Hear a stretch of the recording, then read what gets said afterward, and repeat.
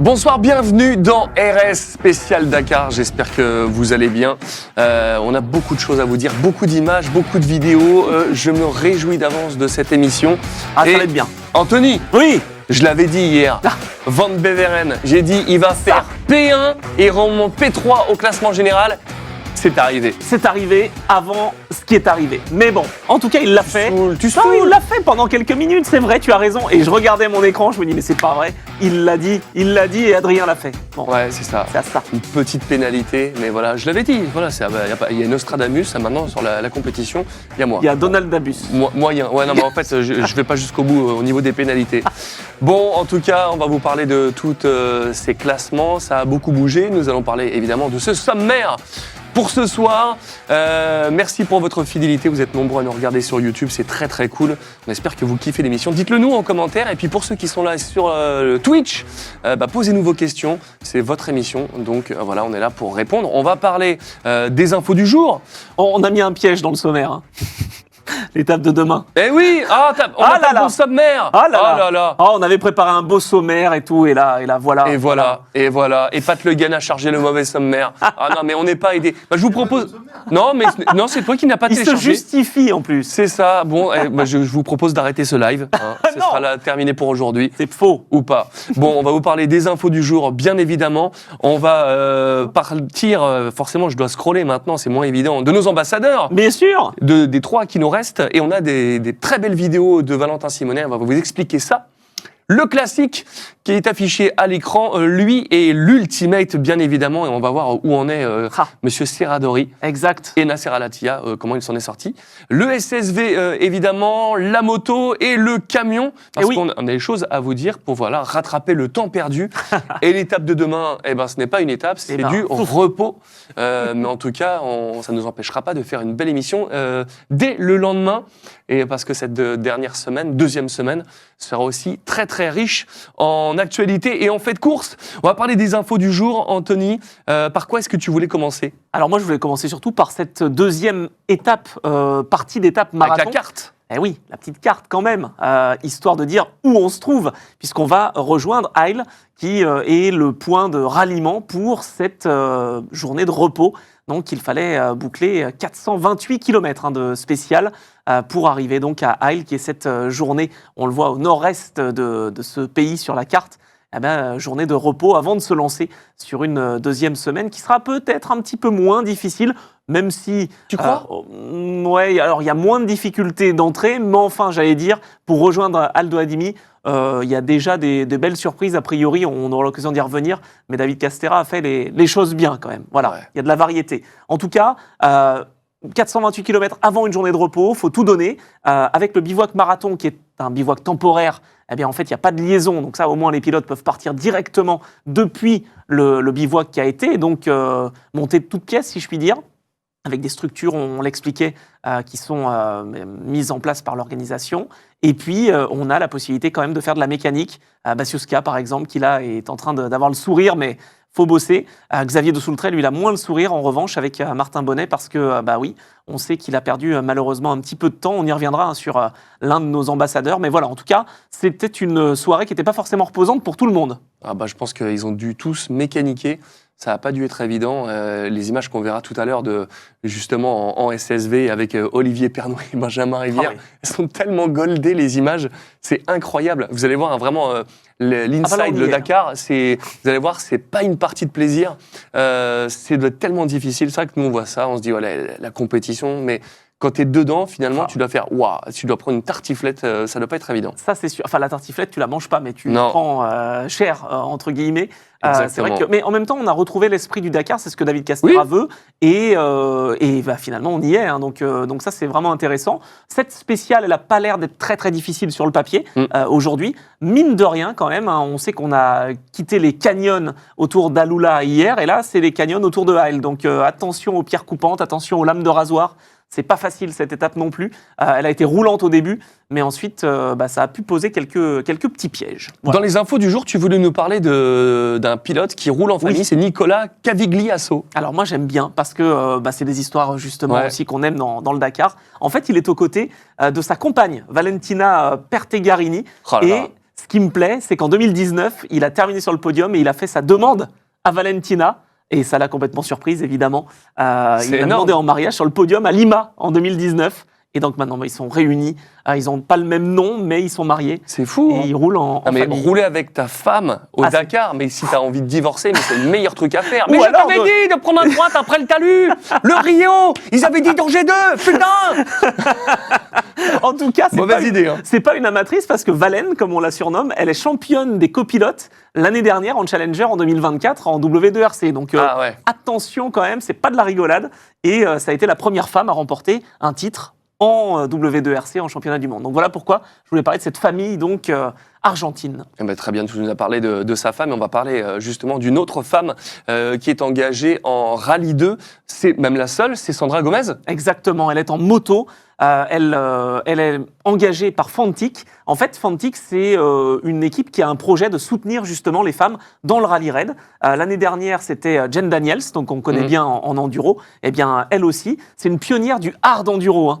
Ah oui, elle rigole zéro. Hein. C'est pas de l'enduro qui est déjà difficile, l'enduro GP. Là, c'est du hard enduro où en fait, il y a des difficultés encore plus longues. Ce sont des spéciales beaucoup plus difficiles. Et donc, voilà, c'est une bonne préparation pour le Dakar. C'est une pionnière de cette discipline et c'est une championne du monde de super enduro. C'est un peu comme la Gilles Lallet classique. Un peu, ouais, mais encore plus dur. En pire. Non, les ravagés. Le hard enduro, c'est compliqué. Il y a les Romagnacs, etc. Enfin voilà, il y a des épreuves comme ça. Et donc elle est engagée et elle a été championne du monde de super enduro. Donc là aussi, le super enduro, c'est dans des salles, dans des arènes avec des pierriers, avec des troncs d'arbres. Il y a tout pour passer une mauvaise soirée. Nous, en tout cas, on passe une bonne soirée à regarder ces épreuves, mais par contre, pour les pilotes, c'est pas facile. Mais c'est clair. Et tu voulais nous parler alors, du coup d'un Néerlandais qui s'illustre en Challenger. D'ailleurs, c'est quoi cette catégorie de Challenger ? Alors, c'est la même que Cavaliasco, dont on a parlé. Donc, en fait, c'est la catégorie T3. Donc on a des véhicules qui sont un petit peu plus gros que les SSV, en fait. Mais c'est aussi une porte d'entrée, finalement, pour rouler sur le Dakar. Et pourquoi un Néerlandais ? Parce qu'il y en a plein. Justement, pas tant que ça. Paul Spearings, il a été le premier Néerlandais à triompher en Challenger dans une spéciale. C'était lors du 48 heures chrono. Il se bat encore pour la victoire dans cette catégorie, même si Cavaliasco et sa femme, justement, Perta Grini, sont plutôt bien placés. Spearings, en tout cas, il a été d'abord en SSV, 19e en 2022, 14e en 2023, 10e pour sa première en Challenger l'année dernière. Cette année, il se bat pour le podium au général. Et il faut dire qu'il a participé 3 fois au Dakar à moto. Donc c'est un costaud. Il est pratiquement légende, non ? C'est quasi.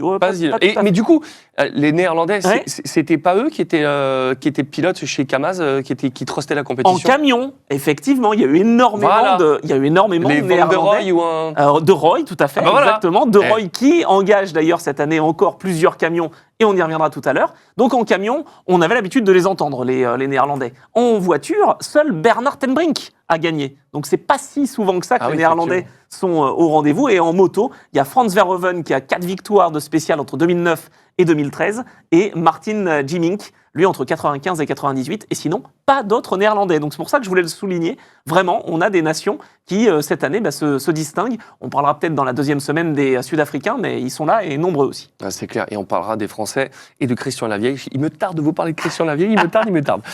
Merci Dark Diablo, merci pour toutes ces soirées Dakar. On est très content de pouvoir vous proposer ça sur Twitch. Je pense qu'on est les seuls à le faire. Ah oui. Donc c'est très cool. Et en tout cas, si vous regardez en replay sur YouTube, dites-le nous aussi en commentaire si vous kiffez.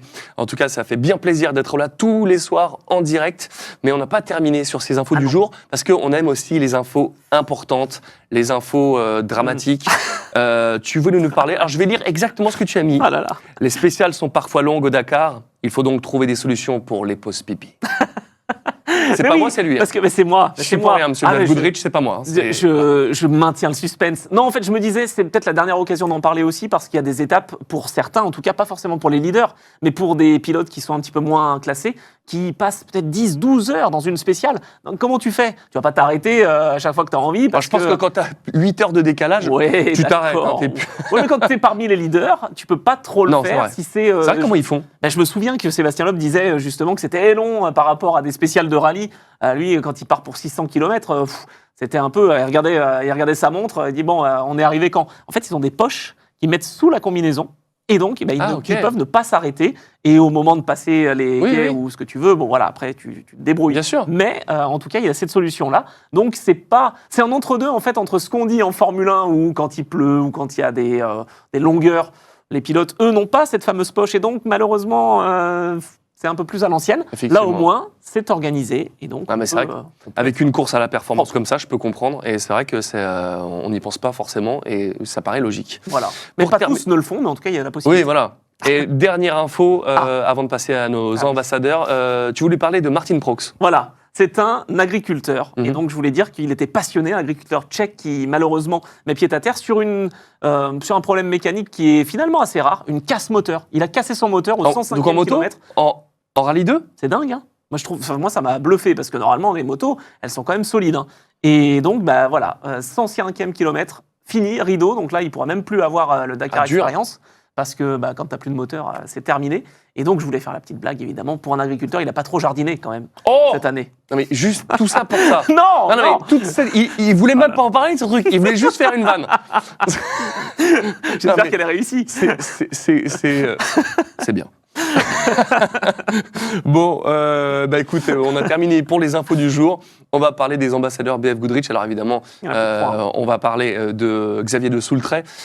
Comment ça s'est passé pour lui ? On l'a vu, il a dû mécaniquer. Ça n'a pas été facile pour lui non plus. Une épreuve marathon où il a pu se restaurer, ça on le sait. Mais est-ce qu'il a eu beaucoup à faire sur son SSV ? Il y a eu un petit peu à faire justement. On a vu quelques images tout à l'heure au bivouac. Là, on voit son magnifique Polaris roulant justement. Et il a essayé de reprendre du temps aujourd'hui. C'était une spéciale qui finalement au début était assez roulante, on le disait. Et puis sur la deuxième partie, c'était plutôt dans les canyons. Il a évité tout problème, mais c'est difficile de reprendre du temps. Il est encore loin, on y reviendra tout à l'heure, mais encore loin malheureusement de son jeune équipier qui pour la première fois au Dakar est en train de lui mener un peu la vie dure. Hein. Xavier de Soultray, on rappelle, c'est le vainqueur en titre en catégorie SSV. Ouais. Et là, il est toujours bien placé, mais c'est difficile s'il n'y a pas de problème mécanique pour son adversaire et équipier. Là, ça va peut-être être difficile pour lui. C'est Brockhager ? Ouais, Brockhager, le jeune américain. Il a la même machine que lui. Hein. Il a une Polaris, un Polaris, un SSV, préparé par l'équipe Sébastien Loeb Racing. Donc voilà, ils ont les mêmes outils. Mais c'est vrai qu'hier, il y a eu un problème à l'arrière gauche. Ça peut arriver pour Xavier. Ça doit être rageant quand même quand dans la même équipe que toi, ton meilleur ennemi, c'est ton coéquipier avec qui tu vas manger. Ça doit vraiment pas être facile comme cette situation. Hein. Après, on est au Dakar, on sait qu'il y a quand même l'entraide qui joue. Oui, il y a déjà eu une victoire pour Xavier après sa belle aventure quand il était motard. Mais c'est sûr, quand on voit le jeune arriver, c'est pas forcément simple, sachant qu'on imagine bien que Brockhager, il passe par le SSV parce que c'est une porte d'entrée, mais on le reverra. Mais d'ailleurs, j'ai pas posé la question à Xavier pendant l'émission, et si c'était une ambition de passer en voiture, ou est-ce que le SSV, un petit peu comme la moto en mieux. En même temps, tu bouffes tellement de poussière, je suis sûr qu'il va passer à la voiture. S'il peut. Après, le problème, c'est aussi les budgets, évidemment. Oui, c'est pour ça que Christian Lavieille nous disait qu'il était en T2. Hein. Ouais. C'était pas l'Ultimate, c'était pas ça. C'est plutôt ça qu'il voulait faire. Exactement, mais c'est très très élevé comme budget. On sait que Garlin Chichrit, par exemple, a dépensé quand même suffisamment pour pouvoir s'engager avec Mini cette année. Ce sont des prototypes, donc il y a peut-être cette envie pour Xavier. Il faudra qu'on lui demande.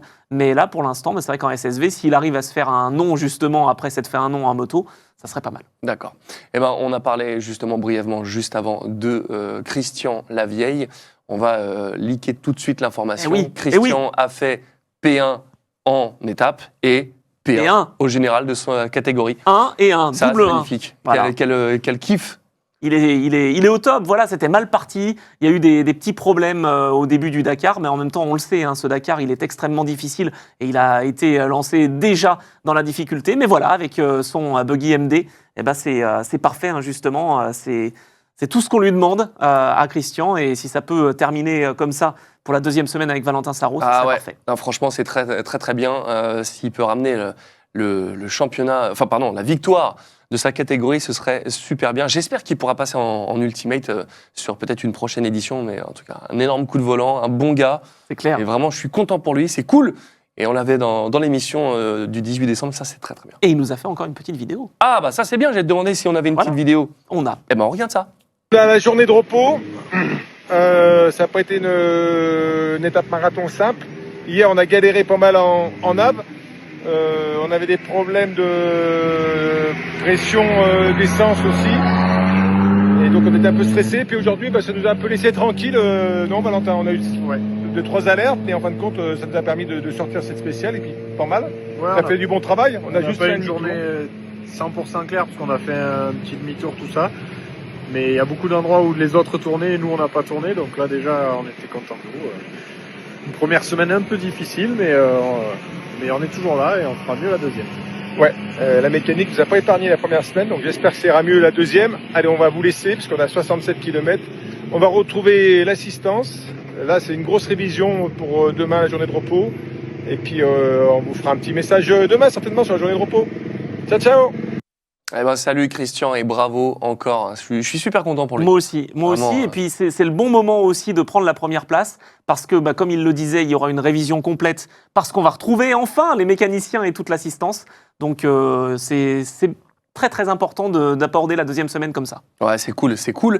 Et un truc qui est aussi très sympa, c'est le classique. On va vous parler de ça. Mais juste avant, il a cru que j'avais oublié. Hein. En fait, j'étais au bord d'oublier. Je fais oh non, oh là là, Nani Roma. Et oui, Pourquoi tu me parles de Nani Roma? Il a pas abandonné? Non, alors il a abandonné, si tu veux, ses espoirs de victoire. Mais là, il est allé percuter l'ancien adversaire de Christian Lavieille. C'est pour ça que je vais en parler maintenant, parce que on sait qu'au début du Dakar, le GPS a eu des problèmes. Les dispositifs anti-collision ne se sont pas mis à jour. Et donc Simon Witz, voilà, qu'on découvre avec son buggy 2 roues motrices, s'est retrouvé piégé, tapé par un concurrent Ultimate. Ça peut arriver, ça fait partie des galères du Dakar. Et donc Nani Roma a dû attendre longtemps pour se faire remorquer, réparer. Et ça a pu peut-être repartir encore, mais voilà, il a perdu énormément de temps de toute façon. Il est quasiment en Dakar Experience, lui, hein, Nani Roma. Ah oui, c'est ça. J'ai cru qu'il avait déjà abandonné, qu'il était déjà en Dakar Experience. Lui, il a squeezé effectivement une partie du parcours, comme Cristina Gutiérrez, mais ils ont le droit, puisqu'il n'y a pas de problème de voiture, pas de problème d'arceau, justement. Ils ont le droit de continuer, mais ils sont hors classement, ils sont très Il devait être fou, Witz. Ah bah là, c'est clair, parce qu'il a eu déjà des problèmes de boîte, il était en train d'essayer de remonter. Bon, c'est une bonne nouvelle pour notre ambassadeur, c'est une mauvaise pour le français, justement. Bah ouais, exactement, il roule chez MD. C'est la même catégorie, le même team. Exact. Exactement. On va partir du côté du classique, et là on a plein de vidéos à vous montrer de Valentin Simonet. Alors Valentin qui est sur son Toyota Land Cruiser numéro 764, il est chez Compagnie Saharienne, le spécialiste de cette catégorie. Alors pour le coup, tu sais quoi, je vais regarder, parce qu'on est en direct, on va regarder en même temps, parce que avant le début de l'émission, il n'y avait pas le classement classique, c'était à venir. Non, toujours pas, classement à venir. On ne sait pas, là il est 19h48 à l'heure actuelle, le classement de Valentin sur cette épreuve, mais Valentin a diffusé sur sa chaîne YouTube une vidéo qui était vraiment, mais juste avant l'émission, on n'a pas eu le temps de la débriefer, mais j'ai pu voir au tout début un moment énorme, et ça, on n'a pas pu vous en diffuser jusqu'à présent. C'est des onboards. Vous allez voir un petit peu comment ça se passe dans une spéciale, et vous allez voir qu'en fait, le classique, on en parle, hein, ça paraît simple, on se dit ouais, c'est une balade, mais non, vous allez voir, c'est le vrai rallye Dakar. C'est parti. Très bien ça, super Valentin. Parfait ça. 100 mètres, on prend dans la courbe à droite. Vas-y. Coup, vas-y. Non, c'est là. Non, c'est à la droite, c'est à la droite. C'est à la droite. Piste moins visible, c'était bien celle-là en plus. Ouais, bon, autant pour moi. Je l'avais. Ouais, très bien, on prend la piste en face, encore en face là. Ouais, très bien. Vas-y, un petit saut, on soulage. Ouais, très bien, ça Valentin. Courbe droite. Vas-y. Sur après courbe gauche. Sur la courbe gauche. Ouais. Parfait ça, très bien. C'est bien fait ça, c'est super ça. Courbe gauche, parfait. Gaz.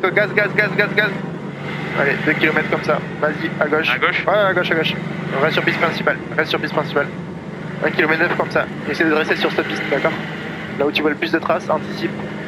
C'est bien ça, c'est sur ce que tu fais, 1-2. Garde du gaz. Fais pas trop sinon ça tire tout. Oh putain. Ouais, chameau.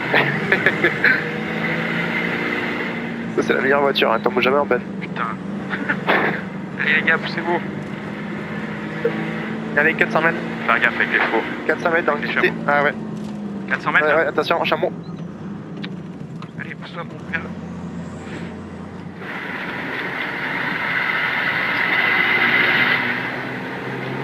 fous de lui, tu passes à côté.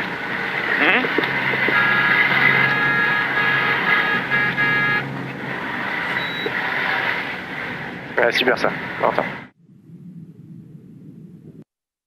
C'est énorme. C'est énorme. Énorme. Alors du coup, Non mais attends, parce il y que a je plein de découvre choses à avec dire. vous, Mais oui, plein. parce qu'il y a plein de choses. Donc d'ailleurs, c'est on génial. voit que le roadbook, il a le vrai roadbook à la main, papier, à côté. Et dis-moi si je dis pas de bêtises, Non, mais non, tu dis pas de on voyait un petit à la fin, un petit 91. Ouais. C'est-à-dire que si il a une épreuve où il doit être en régule pendant X dizaines de kilomètres, et ben c'est sa moyenne. Comme quand on est sur Coyote et qu'il te dit ta moyenne et qu'il faut pas dépasser, sinon s'il te fait flasher, ben c'est un peu ça. Mais c'est complètement ça, et c'est pour ça que c'est assez difficile en fait la régularité, parce qu'il y a des fois où tu veux aller plus vite pour rattraper du temps, mais oui, mais non, parce qu'au final, bah, t'es pas dans les clous non plus, parce que c'est par secteur. Donc en fait, c'est extrêmement difficile, c'est pour les professionnels et pour les spécialistes, mais bah, on voit qu'ils se débrouillent très bien. Ce que j'ai noté aussi, c'est qu'il y a vraiment toujours un dialogue entre les deux. Hein. Ouais, ouais. C'est pas l'un qui conduit et puis Mathieu qui dit rien. Non, non, vraiment, il donne des indications, il faut anticiper un petit peu.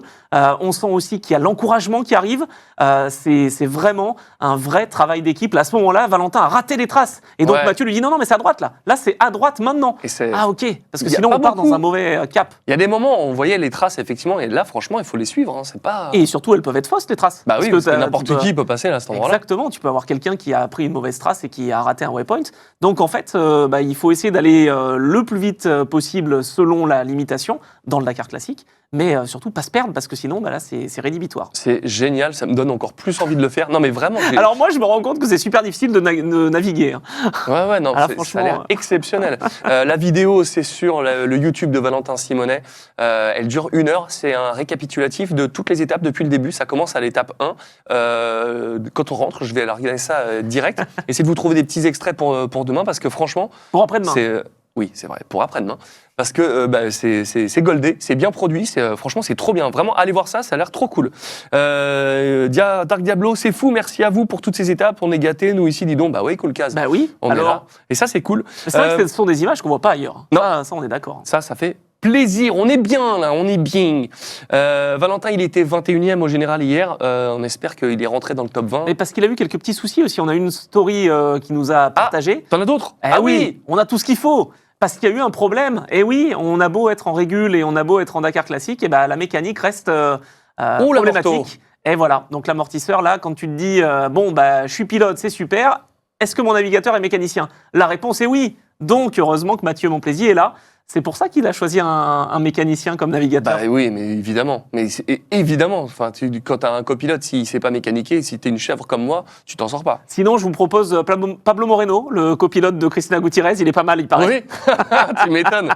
Ah, c'est ouf. Bon, voilà, en tout cas, Valentin reposte sur ses réseaux. Ça, c'est cool. Meccanica di precisione. Et oui, et là, au moins, franchement, c'est il peut propre, hein. repartir. Mais Non, c'est mais clair. c'est super propre ce qu'il a fait. Donc bravo Mathieu, parce Mathieu, que voilà, mon il y a plaisir. à la fois la navigation, mais il y a aussi la réparation. Ouais, bon, bah, c'est très très bien. Une belle virgule classique. On avait plein de trucs à montrer, je suis Bah oui, content. Et puis il y a aussi. du beau contenu. On le mettra dans la description, son lien direct pour la vidéo sur ce replay. Je sais que notre Vincent est quelque part à Bien regarder là comme ça, il nous épie. On va parler maintenant de la catégorie Ah Reine, oui. on va parler d'Ultimate. C'est parti, fais péter. Bon, alors, est-ce qu'on aura eu un petit changement de leader? Est-ce qu'on aura eu un petit Quintero qui aurait fait des siennes? Et ben alors, il a fait des siennes, mais a posteriori, parce que c'est un peu le scénario qui a eu lieu aujourd'hui avec les vainqueurs de spécial qui finalement se sont fait rétrograder. Ah, ça, c'est fou. Quintero, il a réussi à faire le meilleur temps. C'était une bonne spéciale, mais il était à 10 minutes, 15 minutes même, du leader. Nasser Al-Attiyah? Il était à 14 minutes 59 exactement, Parce- quelque chose comme ça. Ce qui paraît fou, c'est que, alors on connaît Nasser Al-Attiyah qui connaît le Dakar comme sa poche, et c'est un truc de fou, comme il connaît ce qu'il fait. Et il a été pénalisé parce qu'il aurait laissé une roue dans le désert, Incroyable. mais ça paraît fou parce qu'il sait très bien qu'il y a une pénalité. Alors est-ce qu'il l'aurait pas perdu, tout Moi, simplement? je pense qu'il l'a perdu. On n'était même pas au courant. Au moment où il est arrivé, il était ultra satisfait. Il avait fait le meilleur temps pour 15 minutes. Hein, C'est énorme. À 15 minutes d'avance donc pour Nasser Al-Attiyah et Édouard Boulanger. Et puis, on les aperçoit sur les images de ceux d'Asia Sandriders, hein, ces roues de secours qui sont de chaque côté. Et, eh bien, a priori, une des roues de secours aurait été lâchée. Alors, pas intentionnellement, je pense, Mais donc, la sanction est dure parce qu'on ne veut pas polluer le désert. C'est aussi ça, hein, évidemment. C'est très louable. Hein. C'est aussi ça l'enjeu du Dakar, parce que quand on voit que les pilotes, quand ils ont un crash, qui laissent des morceaux partout, on sait exactement à quel kilométrage ils sont. Donc, il y a un camion balai, on va dire, qui vient et qui apporte tous ces débris. Ouais, tous ces débris, exactement. Parce qu'on veut pas que ça reste comme ça dans le désert, et donc peut-être que quelqu'un se fera une déco plus tard, mais en tout cas pas dans le désert. Voilà. Ouais, c'est clair, mais ils ont bien raison de faire attention à ça, mais il devait être fou parce que là, du coup. Et donc il est deuxième à 1 seconde. Il termine deuxième de la spéciale à 1 seconde. Donc là, c'est quand même les boules, parce qu'il aurait pu offrir à Dacia son premier temps scratch. Mais oui, c'est vrai qu'ils n'ont pas une victoire d'étape jusque-là. Pas une seule. Pas une seule. Il doit être fou. Et pour lui, on y reviendra, mais il y a peut-être un record. Hein. Peut-être après-demain, on en parlera, mais Nasser Al-Attiyah d'étapes gagnées. Nasser Al-Attiyah, il est à combien là? 48. Personne n'est allé à 50? Si, 2. Peter? Ouais. Et Harry Vatanen. J'allais dire Sainz, mais non, Vatanen, ouais. Oh, donc il est pas loin. Peter et Vatanen qui ont fait ça. Ouais. Donc il est pas loin, il y a ce record-là, il y a un autre record aussi de longévité. Bref, il est deuxième.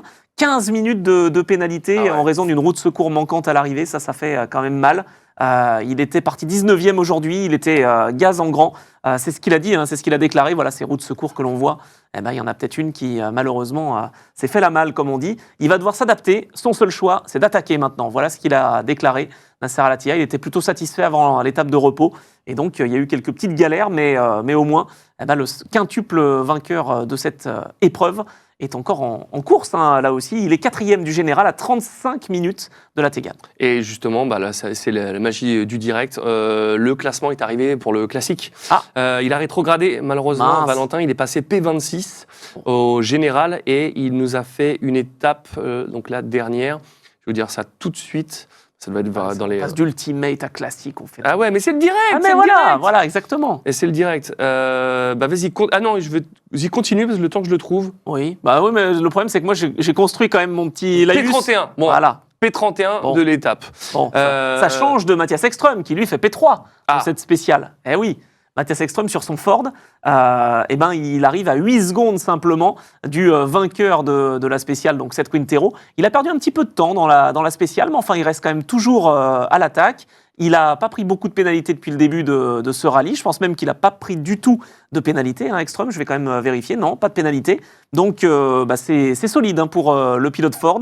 On rappelle que son meilleur résultat, c'était 9e en 2022. Là, c'est le seul Raptor qui peut encore prétendre à la victoire. Il se bat face à Al-Rajhi et face à Lategan. Et donc, il est 3e du général à 20 minutes du leader, Henk Lategan. Justement, Henk Lategan, à 54 secondes, il a fait 4e position. Ouais. Il est fiable. Il imite la casse, franchement, propre. Mais c'est bien, mais on disait je sais pas. Ça manque de panache, mais d'un autre côté, il va pas se mettre en tonneau non plus. Non, voilà, mais il a raison. Il est là, il prend quand même des risques. Attends, on pourrait être si près de Ekström, de Al-Rajhi et de cette Quintero, faut quand même y aller. Hein, donc, il amuse pas le terrain. Hier, il avait 6 minutes 54 d'avance sur Al-Rajhi. Et cette fois-ci, il en a 10 minutes 17. Il était assez frustré finalement parce que, en fait, il a dû ouvrir la spéciale à la mi-parcours parce qu'il a dépassé Al-Rajhi en fait. Et donc, quand on ouvre, on perd un petit peu de temps. Et il était facile de se tromper, a-t-il dit. Il est quand même content de sa semaine, même si l'objectif, c'était pas de partir premier pour l'étape d'après-demain. Ça va, il était satisfait de sa semaine, encore heureux avec un classement comme ça. Il y en a 10 beaucoup qui minutes voudraient. d'avance. Exactement. Oui, je suis satisfait de ma semaine. Tu m'étonnes. Tu m'étonnes. C'est bien, au moins il l'a dit. Bon, justement. Parce qu'il a repris du temps hein, sur Al-Rajhi. Justement, il a fait quoi? Il est 5e à Al-Rajhi? Ouais, pas mal. 4 minutes 17 de perdu avec son Toyota. Il s'accroche. Il a perdu 3 minutes environ sur la Tegane et donc il se retrouve à 10 minutes. Lui, il était ouvreur justement de cette spéciale, mais il s'est un petit peu perdu, un petit peu raté. Pas beaucoup, mais ça a permis à la Tegane de reprendre l'avantage. Et à la fin de la spéciale, il a déclaré qu'il avait un petit bruit à l'arrière de son Toyota, donc il ne voulait prendre aucun risque parce qu'il voulait rentrer en un seul morceau, mais on voit les dégâts justement à l'arrière droit de son Toyota. C'était l'explication du bruit justement.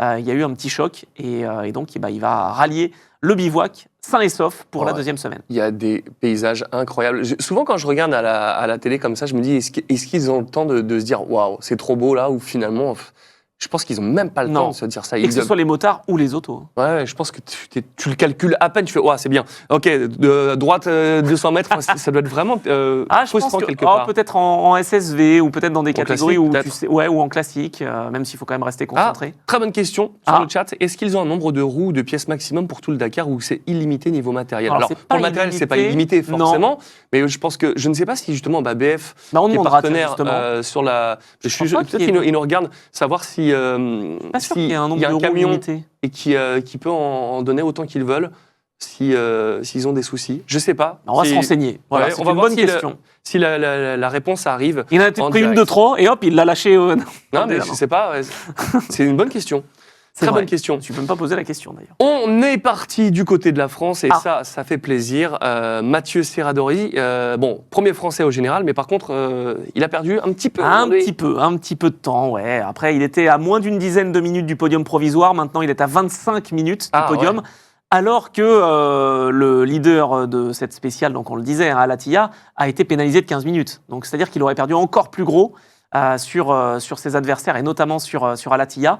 Ce sont des dégâts limités, j'allais dire, pour lui et pour Loïc Minaudier, toujours premier français au général, 7e désormais, à 45 minutes. Bon, ça reste à 25 minutes du podium. Tout est encore possible pour ce Century, 4 roues motrices.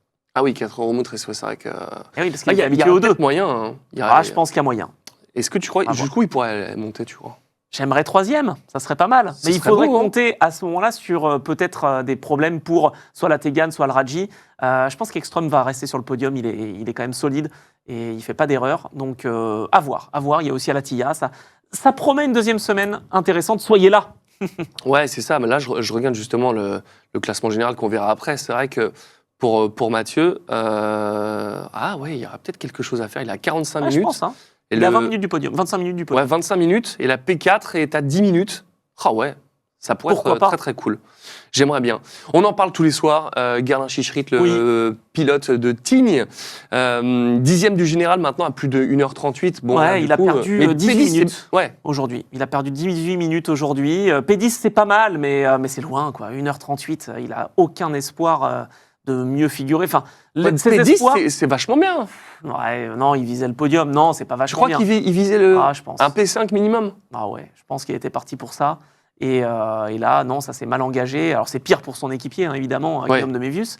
Mais bon, 1h38, c'est quand même loin. Mais mine de rien, c'est le meilleur mini. Parce que je parlais de Joao Ferreira qui faisait un bon Dakar. Eh ben, Joao Ferreira, lui, il a perdu 42 minutes aujourd'hui. Donc, pas une bonne spéciale. Il est 11e à 1h52, Ferreira. Tandis que Guillaume de Mévius, lui, est 23e.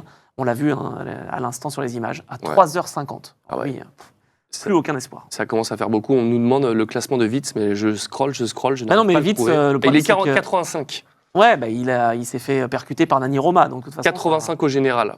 Ouais. Ouais, ça chiffre. Ouais. Ça va être difficile quand tu as un incident comme ça où tu perds du temps, où tu y es pour rien. Ouais. Franchement, ça doit pas être facile à. Bah, surtout après, il faut rester mobilisé, quoi. Bah, c'est ça. Mais bon, c'est le Ouais, Dakar, on va bah, jusqu'au voilà, bout. c'est beau le Dakar, voilà. Bon, on parle souvent de tout ça, mais on va parler évidemment du général avant de faire un petit point sur les Toyota aussi, parce que ça fait plaisir. Faisons le point là-dessus, sur les Toyota, parce qu'elles sont là. Ouais. Et je disais qu'elles sont nombreuses, et c'est encore le cas d'ailleurs, parce que là, c'est le classement de l'étape, et elles se placent. Quintero, donc meilleur temps pour une seconde, Une seconde, c'est après fou. la pénalité d'Al-Attiyah. Je vous avais dit 15 minutes, c'est 10 minutes. ouais. 10 minutes de pénalité. Tu qu'il a. racontes vraiment n'importe Oh là. quoi. Hein. C'est incroyable. Je voulais lui enlever 5 minutes de plus. Non, on va le laisser dans la course, ça sert à Al-Attiyah. Donc 10 minutes de prise. Et puis derrière, on voit Christian Lavieille qui est 18 au Pas scratch, mal, hein. c'est incroyable. au scratch de la spéciale. C'est vraiment très solide et c'est ce qui lui permet de reprendre la première place donc, à ce classement d'Euromotrice. Et puis donc au classement général, on le disait, donc les Toyota sont là. 5 Toyota encore. Hein. Dans le top 10 Eh ouais, c'est quand même C'est beau. Hein. c'est quand même fort. L'union fait la force parce qu'il y a une petite anecdote aussi en trade où Gilles Devilliers a été victime d'un problème technique. Finalement, Guy Bottril s'arrête pour lui donner la pièce manquante et Guy Bottril n'avait plus la pièce et donc c'est Urvo Manama qui s'arrête pour donner la pièce à Bottril. Bon bref, c'est Ouais. une Bah, histoire d'équipe. Alors effectivement, la Tegane est premier, mais si on enlevait la Tegane, Eh ben non, il y a Al Raji. Non, mais ce que je veux dire par là, par rapport à Ford, tu vois, Ekstrom et Guthrie, il est P6, c'est une belle. Une belle brochette quand même qu'il faut noter. Surtout, il faut le noter parce que les Ford, ce sont des nouveaux Mais c'est pour Raptor, ça. encore une fois, comme les Dacia Sandrider. Parce que les Toyota sont des évolutions permanentes, mais Exact. le Raptor, première fois, comme le Sandriders Dacia. Non, c'est pas mal. Hein. Parce que Guthrie a perdu beaucoup de temps, il a été pas mal pénalisé aussi. Donc, ouais, il est 6e, c'est assez intéressant. Lui qui, l'année dernière, était en SSV quand même. Hein. Ah, ouais. Ah oui. Et il a raté la victoire d'un rien dans la dernière spéciale pour un problème mécanique. Il a terminé juste derrière Christina Gutiérrez. Mais Mitch Guthrie, ça fait partie des pilotes qu'il va falloir surveiller à l'avenir. Très bien. Avec Christian Lavielle, on voit P22 au général. Ça doit être cool. S'il pouvait sortir un P20 rêvons d'un P15. Ah oui, Non, c'est juste... compliqué. Ouais. Je pense qu'il ne pourrait pas aller chercher P15. Il est juste derrière sûr. Brock Hager. T'as vu, c'est rigolo, derrière le leader SSV. Attends, mais oui. Donc ça veut dire que Brock Hager en SSV est devant Christian. Bah oui. Ah, il a eu moins de galères. Hein, Bah oui, Brock c'est ce que Hager. j'allais dire. On voit les galères qui ne sont pas arrivées. Il a vraiment bien géré sa course, hein, Ouais. Hager. Hein. Il a quand même eu une pénalité de 15 minutes pour excès de vitesse cumulé. Donc, ça n'a pas été non plus un Dakar complètement anodin, j'allais dire. Mais... On voit énormément, vous voyez, sur toute la droite, c'est les pénalités. Il y a quasiment toutes les lignes, tout le monde a eu des pénalités. Hein. Ça paraît difficile de les esquiver. Hein. Ouais, très difficile. Tu peux remonter sur le classement général, sur la première partie, voir si c'est la même chose. Ah oui, c'est pareil. Il y a que Ekstrom et la Tegan qui roulent propre. Voilà. Lucas Moraes aussi. Ouais, qu'on n'entend pas trop parler. Jacopini, pareil, hein, il est remonté 8e hier, on en a parlé. Il a fait un 3e temps. Mine de rien, il était loin, mais voilà, mais il ne faut jamais désespérer. Il reste une semaine pleine, il reste une semaine complète. Il faut quand même le dire. Donc, ces pénalités, elles peuvent arriver de plusieurs manières. Donc, on l'a vu pour Alatia, c'est 10 minutes de pénalité pour cette roue qu'il a abandonnée. Ouais. Il y a aussi des excès de vitesse, hein, parce qu'on sait que quand on se rapproche des villes ou des villages, eh ben on a une limite à respecter. Il suffit qu'on déclenche une seconde trop tard. Non mais ils sont piégé. obligés de le faire. On se rappelle quand c'était en Afrique, Bien les sûr. mecs qui passaient pleine balle dans les villages. Il y avait des drames. accidents, mais des drames.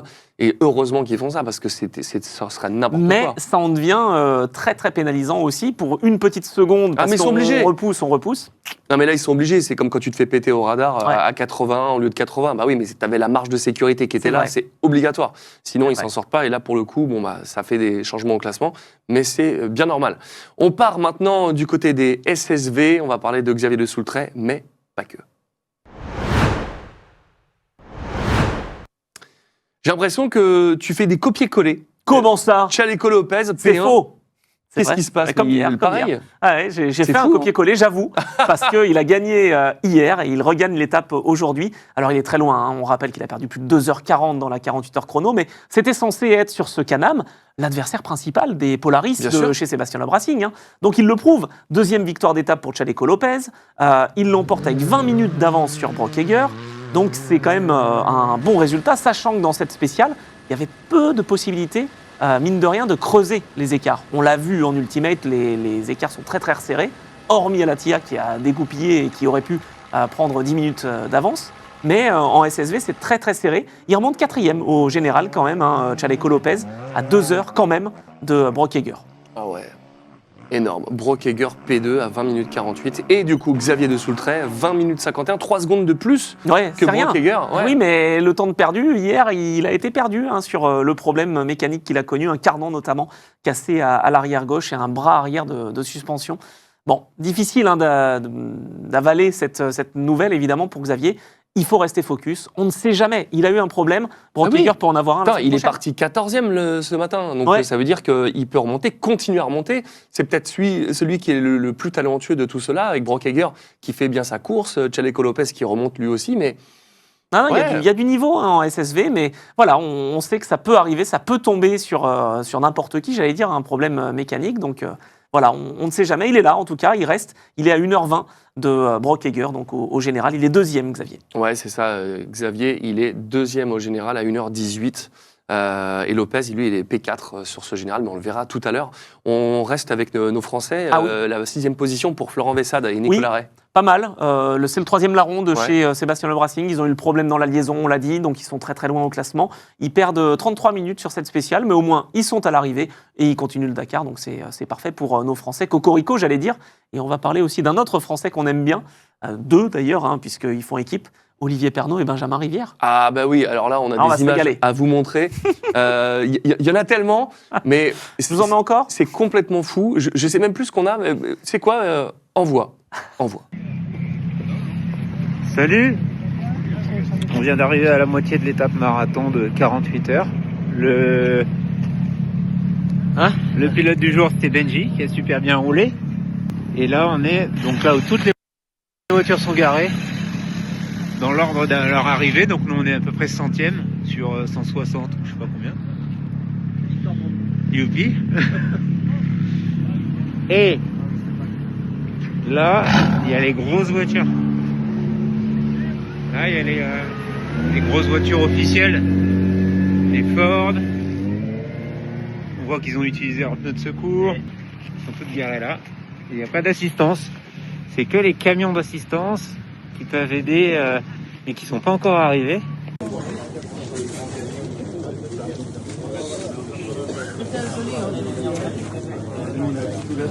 Bon, bah du coup, ce soir, il n'y a pas de table. La fin, on l'a fait nuit. C'est tout à l'arrache. On s'assoit sur les tapis de je sais pas où. Et on mange une petite soupe. Allez, santé.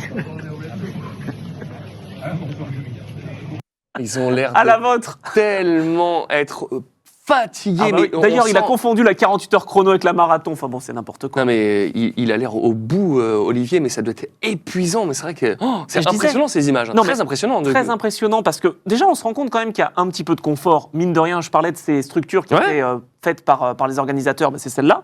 Donc on n'a pas le droit de planter sa tente évidemment dans la tente officielle, j'allais dire, montée par l'organisation. On peut aller mettre sa tente juste à côté, hein, par contre, ça y a possibilité. Petit repas frugal, si je puis dire. Et par contre, c'est ce qu'on disait, hein, en fait, ils arrivent à la tombée de la nuit. C'est-à-dire que, étant donné qu'ils partent loin et qu'ils mettent encore plus de temps que les ultimates, bah, ça fait des journées compliquées, quoi. Hein. Non, mais moi, il m'a impressionné. Il était méconnaissable, Olivier, sur ce. On le voit, il est mort. Et Ah, mais même il est Benjamin, fatigué, il capte plus. Là, On ils voit, étaient bien, là. Non, mais c'est incroyable, c'est le jour et la nuit. Mais en tout cas, je pense que c'est incroyable. Olivier, ah ouais, là, je crois que... Mais non, mais il doit faire le kiff de sa vie. Je pense que sur le moment, tu peux pas kiffer, mais ça doit être tellement difficile. Ouais. Mais je suis tellement content qu'ils vivent ça, et Benjamin. Et du coup, ah oui, c'est ça, parce qu'on n'allait pas en parler, mais il a dit un truc incroyable.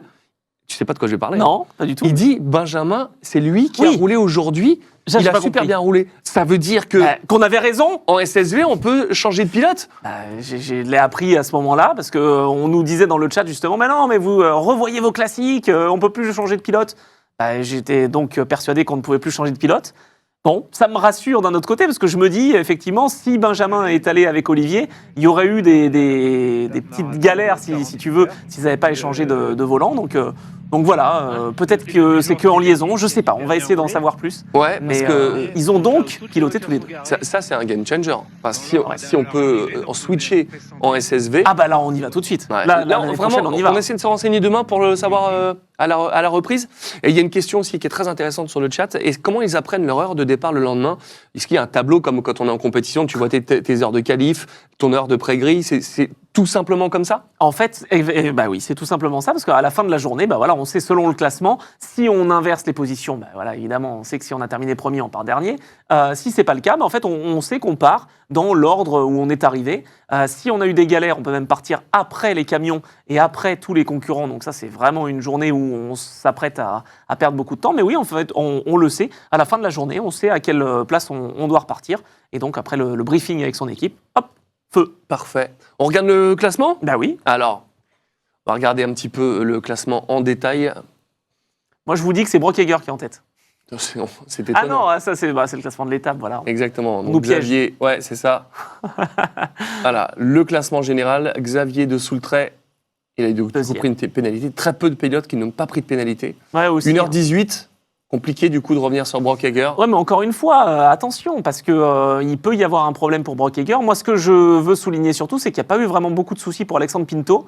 Et il est troisième, mine de rien, à seulement 20 minutes de Xavier de Soultray. Donc attention, les Can-Am sont quand même encore dans la course, même si Chaleco Lopez, lui, est à 2 heures, donc c'est plus compliqué. Mais on voit que s'il y a un petit souci, il suffit de pas grand-chose. Hein. Xavier, c'était vraiment rien, et ça lui a fait perdre plus d'une heure. Ouais, et on voit le français. Non, j'allais dire qu'on était tellement loin. Non, il est revenu 1h18. Il y avait combien hier avec Xavier en timing? On Avec sait Brock plus, hein. Ouais. Ah non, il y avait 1h21. Non, non, il a ça, repris il a 3 fait fois rien. très peu, ouais. Ouais, ça paraît difficile. En fait, il faudrait qu'il se passe quelque chose pour Ah bah Brock oui. Hager pour qu'il Sinon, puisse. y croire. Mais bon, ça peut aller très vite, on le dit tous les jours. Mais Ce serait quand même un podium. Attends, c'est quand même pas mal. ouais, mais il y a je sais encore qu'il veut toute garder une son semaine. titre. Ah, Il veut évidemment. garder son titre. Et le deuxième Français derrière, c'est Benoît Lepiètre et Rodrigue Relmi Madinska qui sont 11e au général à 9h55 de Comment ça Brockheimer. chiffrer? Ouais, là, c'est ça. Il y a après beaucoup de Français. Mais voilà, on voulait faire un petit focus d'accord. sur d'autres Français. On a fait le point sur le SSV. Il est l'heure de parler moto. Mais oui. Alors, est-ce que tu as fait copier-coller? Est-ce que c'est Sanders Non. ou pas? C'est pas Sanders. Sanders, il est quand même toujours au rendez-vous, évidemment, en tant que leader de l'épreuve. Mais c'est KTM qui s'impose, qui s'illustre avec un autre pilote. C'est lui, Luciano Benavides, qui réussit à gagner aujourd'hui. C'est quasiment une première semaine parfaite pour KTM. 5 victoires de spécial sur 6. Ils en ont laissé une à Sherco. Ah oui, c'est pas C'est énorme. même pas Honda. C'est même pas Honda C'est qui, fou, qui a gagné d'autres épreuves spéciales. Donc, bravo à Luciano Benavides. 29 ans, Gros, l'Argentin. mais il est champion en titre du championnat du monde. Il est champion 2023. Ah, 23, pas ouais. 24. Ouais, bah, gros client en tout Mais cas. bon, gros client, c'est clair. Non, parce que c'est Rose Branch qui est champion. C'est ça, à l'heure en actuelle, oui, c'est ça, exactement. Et il a découvert le Dakar. Alors ça, c'est rigolo aussi. Ça me permet de parler aussi des pilotes qu'on n'a pas forcément évoqués. Il a découvert le Dakar à l'âge de 13 ans, quand le Dakar passait, bah oui, en Argentine. Mais oui, puis tu l'as noté, mais c'est pour ça que pour moi, Luciano Benavides, ça me parle pas des masses. Mais évidemment que c'est Kevin Benavides, oui. de la fratrie. Exactement. C'est incroyable. Et- C'est son frère. Ouais, Kevin Benavides, c'est son frère. C'est vraiment la famille donc, qui est toujours bien représentée. Il a gagné le Dakar en 2021, Kevin Benavides. Et malheureusement, les deux s'étaient blessés une même édition. Donc c'était compliqué. Mais voilà, il est là, Luciano. Et il est 7e au général, à moins de 7 minutes finalement du podium. Donc pour le podium, rien n'est fait, rien n'est joué. 24 minutes de retard. C'est un petit peu moins bien que Adrien Van Beveren. Ah bah oui, Adrien, voilà, il avait fait P1, et ils lui ont mis Ah là là. Il Une a pris pénalité, 2 là. minutes de pénalité pour un excès de vitesse, mais pour un rien. Il avait, avec son numéro 42, fait le meilleur chrono. Adrien Van Beveren, il l'avait annoncé, il l'a fait, on l'avait annoncé. Eh bien, il avait réussi à le faire. Et finalement, 2 minutes de pénalité font qu'il repasse deuxième à 47 secondes. Ouais, mais en tout cas, le podium, il est à portée de main. Là, pour cette deuxième semaine qui arrive, Adrien, je pense que Ah bah oui. ça lui remontait le moral pour mettre gaz en grand et pour aller chercher Non, ce podium sur mais- cette deuxième semaine. Il y était sans la pénalité. Eh oui, Parce que mais là, justement. il est à 1 minute de Rose Branch. Donc en fait, il est 4e à un rien de ce podium pour Adrien, alors que le Dakar, c'était pas forcément très bien enclenché, j'allais dire. Et bien là, il fait quand même un super travail. Donc voilà, pas d'erreur depuis 2 jours. Ça lui fait du bien pour le moral, mais il a quand même l'impression qu'on lui a volé la victoire aujourd'hui. Ouais, mais Adrien, j'ai foi en toi, ça va le faire. Le podium, il arrive. Non, on me parle de chat. Est-ce que j'ai trouvé le motard que je cherchais, le jeune? Non, mais on a arrêté de chercher. les recherches sont stoppées. Après, Déclaré disparu dans le désert, c'est les ça. recherches. L'hélicoptère a arrêté de chercher. On ne sait plus de quel pilote je voulais parler. Peut-être qu'un jour ça reviendra. On C'est me ce le dira que- sur un. Moi, je pense qu'il n'y avait pas du tout de pilote. Je pense que tu fais des idées. Ah, tu m'énerves. Mais non. Mais non. Non, C'est pas bien Romain comme ça. Dumontier, je vous le dis. Non, c'était pas Romain Dumontier. Ça me parlerait direct. Bon, d'accord. On a parlé tout à l'heure de Van Beveren et de Benavides, mais la Rhodes Branch P4, Oui. 3 minutes 20 de retard. Alors, 3 minutes 20 de retard sur la spéciale, sur le vainqueur. Du coup, il avait 5 minutes de perdu sur Adrien Van Beveren. Donc, il n'a pas fait une super spéciale quand même aujourd'hui, Rose Branch, mais il reste quand même sur le podium. Les Heroes se montrent parce que c'est Nacho Cornero qui, lui, fait le 3e temps de la spéciale avec 1:31 de retard sur le premier de la spéciale. Donc. Mais au général, c'est toujours Sanders. Et c'est toujours Sanders qui est en tête. C'est bon, il a tenu, mais c'était pas loin de chambouler Ah ouais le classement. Il a été pénalisé de 8 minutes Et qu'est-ce qu'il a fait? pour un excès de vitesse. Enfin, Décidément, des excès de vitesse. Ça rigole pas. Hein. Ah bah. Mais comment ils font pour autant avoir d'excès de vitesse? Ils vont Ça vraiment joue à la jusqu'au limite. dernier mètre pour Ouais. freiner. Ou il réaccélère plus tôt de la zone. Ils sont prévenus, mais il y a tellement de choses à savoir quand on est au guidon. C'est vraiment très difficile. Donc là, 8 minutes, ça fait quand même un gros gap pour Daniel Sanders. Il est à 11 minutes 42 finalement avec cette pénalité. Il avait pris 5 minutes de bonification parce qu'il avait roulé un peu en groupe, puisque c'est lui qui avait ouvert et il avait été rejoint par Van Beveren, Benavides et Cornero. Mais tout ce travail a servi à pas grand-chose finalement. Il est leader avec 7 minutes 02, encore, heureusement, sur Toshach Arena, mais il en perd quand même 6. Ah oui, quand même. Donc bon. On n'a pas parlé de Ricky Brabec et de notre cowboy Skyler Hawes. Non, et de Tosha Charena, justement. Je voulais aussi en parler parce qu'il est deuxième au général et c'est un Espagnol très prometteur. Il a donc décidé hier de ne pas gagner la spéciale. Sa stratégie n'a pas été vraiment payante parce qu'il n'a pas pris autant de bonifications que son adversaire Sanders. Il aurait pu faire encore un meilleur coup. Il est deuxième à 7 minutes, on le disait. Mais les Honda sont là et je rejoins ce que tu dis. C'est ça. Ricky Brabec, donc le tenant du titre, il a perdu du temps hier. Là, il essaye de faire ce qu'il peut. Il a encore perdu 3 minutes aujourd'hui. Et Skyler Hawes a perdu 4 minutes. Donc, ce n'était pas une super étape pour ces deux pilotes Honda par rapport à Charena et Van Beveren. D'accord. On nous dit sur le chat, c'est pas Cyril Després dont tu parlais. Ben non, Cyril, c'est un tueur. Il a gagné le Dakar. Enfin, non. Ah oui. Je parle de pilotes qui étaient privés et qui sont montés après. Mais bref, arrêtons de chercher ça. Arrêtons. Parce que c'est ça. On se fait du mal. C'est ça. Stéphane Péteran, Oui. je pense. Oui, bah oui, bien sûr. Ouais. C'était lui, C'est un ça. petit jeune. Un petit qui jeune monte. qui débute, ouais. Non, bon, non, je pense qu'on en est très très loin. On voulait parler aussi de rapide. Rallye 2. Exact. Parce Rapidement. que, ouais, c'est important avec Edgar Canet, notamment. Exact, toujours. Et puis pour citer aussi KTM qui en a laissé une en rallye GP, mais qui en a pas laissé en rallye 2. Canet, 3 victoires de spécial, Hebster 2, Docherty 1. C'est finalement hier Docherty qui a perdu du temps. Aujourd'hui, c'est Thomas Hebster. 14 minutes de perdu sur la spéciale. Aïe, ça fait mal pour l'Autrichien qui reste quand même au général deuxième du Rallye 2, mais très loin du coup maintenant d'Edgar Canet qui a encore donc été étincelant, 8e de la spéciale au milieu des rallyes GP. Et notre ami qui est toujours blessé, il est toujours là. Il est Ben oui. P2 à 3 minutes. Toujours là. De Cherty, c'est improbable. Lui, il est incroyable. Mais comment il fait Je sais pas. Les autres, ils boivent du Powerade, lui, il boit de la morphine. C'est quoi Et peut-être qu'on lui demandera son secret. Le Sud-Africain qui avait une petite fracture à l'épaule, mais enfin bon, petite. Il n'y a pas de petite fracture. Il y a une fracture à l'épaule, quoi. Et donc, depuis la spéciale numéro 1, il la traîne, mais il est solide, il est dur au mal, et bravo à lui, parce que franchement, ça fait partie de ces aventuriers, de ces héros du Dakar. Ouais, c'est clair. Des héros du Dakar, justement, on a des images qu'on a eues. C'est impressionnant. On voit un petit peu, on va vous dire, c'est un crash moto. Il n'y a rien d'impressionnant, vous inquiétez pas, mais c'est des images qui sont émouvantes de ce qu'on voit. Ouf, pas pour la chute, mais Il remonte. c'est la détresse du pilote. Ah oui, parce que là, il a balle au bras. C'est son premier Dakar, c'est Robbie Wallace. Première participation, c'est un pilote super fort en enduro. Et là, il demande de l'aile. The red button is for rescue. Well, let's phone first. Okay. Voilà, on appelle. I need help. You're running the toughest race in the world. Ouais, This on le can rassure, happen, like la photographe le rassure. I love C'est la course la plus difficile que tu fais. C'est pour ça, c'est dur. Et là, on le retrouve dans l'ambulance. Headed towards hospital for a CT scan. So, fingers crossed, we'll be in good shape. Ouais, Ouais. c'est vraiment émouvant. je suis C'est d'accord dur avec de toi. voir ces moments d'abandon. Ouais, parce qu'il veut continuer, évidemment, c'est son premier Dakar. Il suit les traces de son papa qui, lui, roulait aussi quand il était plus jeune, Duncan. Et voilà, c'est vrai que ça déchire un peu le cœur. Et bon, il va être contraint à l'abandon, j'imagine. Ouais, c'est sûr. On n'a pas le résultat de l'abandon officiel, mais voilà, c'est vrai que c'est des histoires tristes des pilotes qui mettent toute leur année, même plus que ça, pour en arriver là. Et un abandon, c'est vraiment.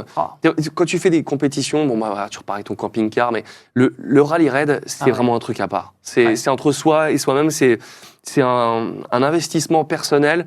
C'est un défi à relever. D'accord. Tu vois, c'est des aventures, quoi. C'est pas une course, c'est une aventure. Ouais, Et exactement. ça va beaucoup plus loin que ce qu'on pense d'une course. Et je comprends la détresse des pilotes qui doivent abandonner parce que ils doivent avoir l'impression que sur le moment que leur vie s'écroule. Mais oui, parce qu'ils ont tout préparé depuis des mois et des mois pour faire cette épreuve-là. C'était un rêve de gosse pour lui. Alors, il sera peut-être encore là, évidemment, j'espère, l'année prochaine, Robbie Wallace. Mais voilà, ça fait partie de ces belles aventures. Et c'est quand même le 16e abandon, le 10e dans la spéciale marathon. Ouais. Il faut quand même se rendre compte, il n'y avait que 5 abandons depuis le début de ce rallye. Et là, on arrive avec un taux de chute et de dégâts chez les motards assez impressionnant parce qu'il y a la fatigue et parce que c'était difficile cette étape format marathon. Très difficile toutes les étapes et c'est vrai qu'il y a eu un autre motard, j'avais vu les images aussi, il était tombé et je sais pas comment il a fait, mais du coup la mentonnière était remontée, ça lui avait cassé le nez et le nez il pissait le sang. Là là. Et il ne voulait pas s'arrêter. Et c'est un autre pilote qui était à côté de lui qui lui disait non, Qui mais l'a tu raisonné. peux pas rouler comme ça, c'est pas possible. Et il ne voulait pas, abandonner. C'est parce qu'on sent pas la douleur sur le coup. Et oui, et puis c'est que le nez cassé. Il sentait qu'il avait le nez cassé. Et lui lui disait non, tu ne peux pas rouler. Il a forcé à appeler le rescue, le centre de sécurité, qui sont venus et il est reparti en hélicoptère, mais il y est allé contraint, forcé, parce qu'il ne voulait pas lâcher l'affaire. C'est les autres qui l'ont forcé, peut-être même trop, parce que s'il décidait d'y aller, alors après c'est une hémorragie, faut pas déconner, mais Ouais. tu sentais qu'il voulait garder sa course pour lui, et c'était très touchant ces images. Ouais. On nous en parle dans le chat, c'est pour ça que je me permets de vous en parler. C'est vrai que c'était des belles images. Voilà, c'est un futur gros mythe. Je l'aime beaucoup. C'est incroyable. Bravo. C'est bien. Après ce petit discours un petit peu, voilà, Ouais, une vanne. hein, Non, voilà. mais vous savez pas Un les peu placer plus les de- vannes, les gars. C'est n'importe Un quoi. peu plus de légèreté. C'est ça. Et on parlait, avant de parler des Malmoto, on va parler du classement. Regardez ça ensemble. Classement général. Donc avec- Sanders, toujours Ouais. là, hein. Mais 7 minutes, attention, mine de rien, voilà, les minutes de pénalité, elles coûtent cher, et Tosha Charena, lui, il n'en a pas de pénalité. C'est ça. Et Ross Branch a 2 minutes de pénalité et Adrien Van Beveren 4 minutes malheureusement. Adrien, je vais me mettre parce que c'est un peu petit. 18-31 de retard. Hein. Donc il est à moins d'une minute de Ross Branch, moins d'une minute du podium. Je pense qu'en termes de navigation, il est mieux. Il aurait aimé en plus ouvrir la spéciale numéro 6 parce que comme ça au moins il aurait pu gagner du temps en ayant des bonifs et en ne suivant pas une trace. Parce que c'est ça aussi le problème. Quand on ouvre, en fait, on peut à la fois prendre des bonifs, mais on ramasse, entre guillemets, ceux qui nous suivent derrière dans la trace. Donc, c'est à la fois bien et pas bien, mais Adrien voulait vraiment ouvrir et prendre des bonifs. Ça ne sera pas forcément le cas. Il sera deuxième. Ouais, en tout cas, rien n'est joué pour Adrien Van Beveren. Il a 18 minutes 31. La P3, elle est à 1 minute devant lui. Autant dire qu'il est P3, P4, c'est la même chose. 7 minutes, il a 11 minutes à reprendre à Tosha Charena. Attention, qui ne fait pas d'erreur, pas de pénalité. Ça va être un gros client, évidemment. Mais Danny Sanders, à la moindre boulette, c'est il sûr. se retrouve P4, P5, P6. Et on est d'accord aussi qu'on parle de KTM qui n'a rien lâché. Oui, mais enfin derrière, il y a les Honda. Hein. C'est C'est-à-dire ça. que s'il y a la KTM qui, la seule à tenir finalement Sanders au général, lâche, on a 5 Honda qui peuvent prendre l'avantage. Ouais, c'est ça. En tout cas, rien n'est joué pour Adrien Van Beveren. Le podium, il est ultra accessible. P2, c'est largement faisable aussi. Et peut-être la victoire. Il ne faut pas lâcher. Non. On est loin de quand on était il y a quelques jours avec Sébastien Loeb qui avait beaucoup de retard à refaire. Là, il y a 20 minutes et un P3 qui est largement faisable. On va croiser les doigts pour lui, Adrien. Tu voulais nous parler Oui, des rapidement. Malmoto parce que quand même, c'est quand même un truc de fou. Et on fera des points réguliers, Oui. évidemment. Mais je voulais juste revenir sur le règlement, parce que tout à l'heure, on a parlé des pneus, et ça m'a fait penser que je voulais vous rappeler aussi qu'il y a une nouvelle règle pour ces pilotes Malmoto. Ils sont, eux, limités à 6 trains de pneus, un seul jeu de jantes de rechange autorisé. Donc, en plus de n'avoir qu'une malle, ils sont en plus limités aussi en nombre de pneumatiques et en termes de jantes. Donc, c'est pas forcément facile. En tout cas, en tête, c'est toujours un Roumain qui est présent, Emmanuel Ginès, donc 27e du général. Il espère retrouver la victoire, parce qu'il avait gagné en 2021. Et il est juste devant Benjamin Melot, qui est 31e au général, 3 podiums déjà dans la catégorie. C'est l'ancien mécanicien de Cyril Després. Mais non. Si, j'ai trouvé cette information super. Et donc Benjamin Melot, il est en plus d'être efficace en mécanique, il est efficace aussi au guidon. Donc deuxième de la catégorie Malmoto. Incroyable. On croise les doigts pour Benjamin. Moi, j'aimerais bien savoir pourquoi Cyril Després a arrêté le Dakar. C'était un tueur. Bah oui, je sais. C'était un tueur. Et après, il y a les opportunités qui manquent, et puis après, il y a le budget. C'est compliqué. Hein. Oui, mais bon, ça fait partie de ces pilotes qui pouvaient gagner le Dakar.